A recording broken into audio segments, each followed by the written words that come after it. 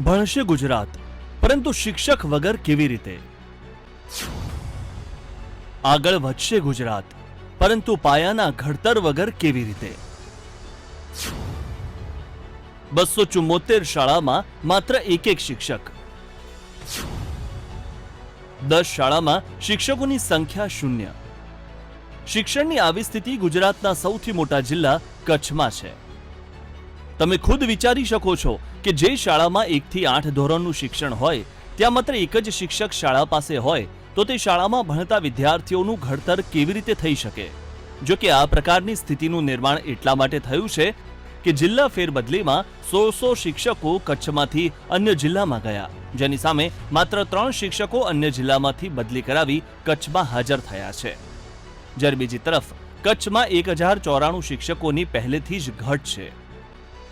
આમ આ આંકડા જ કચ્છમાં પ્રાથમિક શિક્ષણની કેવી કથળતી સ્થિતિ છે તે દર્શાવે છે. તેવામાં તમે ખુદ વિચારો કે શિક્ષક વગર કેવી રીતે ભણશે ગુજરાત? કાગળ ઉપર આપણને 0 સંખ્યા લાગે, પણ હકીકતમાં ત્યાં કામગીરી તો કરેલી જ છે.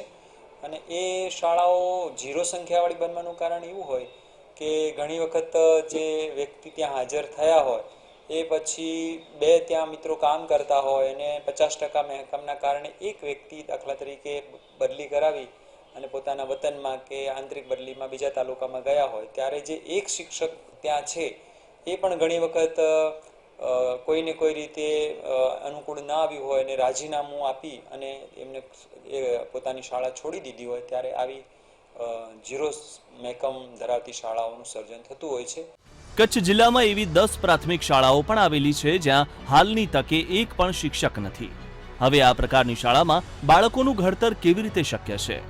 શૂન્ય શિક્ષકવાળી શાળાઓ ક્યાં ક્યાં આવી છે તેના પર નજર કરીએ તો ભુજમાં શકુરવાડ, નાની દદ્ધર, લાખાબોની શાળામાં એક પણ શિક્ષક નથી.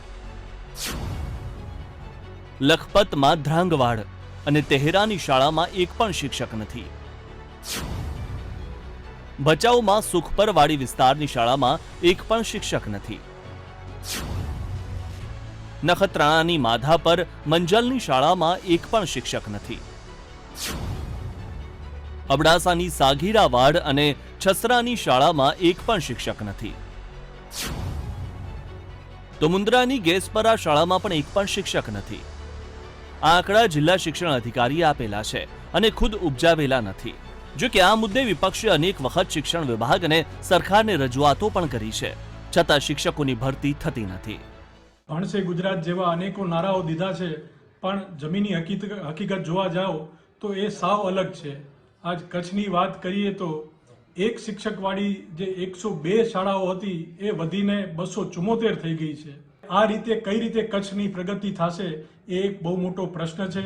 ભારતીય જનતા પાર્ટીએ હર હંમેશા કચ્છને અન્યાય કર્યો છે અને તાત્કાલિક ધોરણે જે પણ પ્રાથમિક શિક્ષકોની ઘટ છે એ પૂરી થવી જોઈએ એવી કોંગ્રેસની માંગ છે.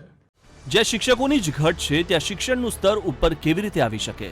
ટેટ ટાટ પાસ હજારો યુવાનો બેરોજગાર બેઠા છે, કાયમી ભરતીની માંગ કરી રહ્યા છે, પરંતુ સરકારને કાયમી શિક્ષકોમાં નહીં, જ્ઞાન સહાયકોમાં જ રસ છે. ત્યારે જોવાનું એ રહેશે કે કચ્છમાં શિક્ષકોની ભરતી ક્યારે થાય છે અને ક્યારે વિદ્યાર્થીઓને સારું શિક્ષણ મળવાનું શરૂ થાય છે. Bharatsinh Chauhan, BTV news, Kutch.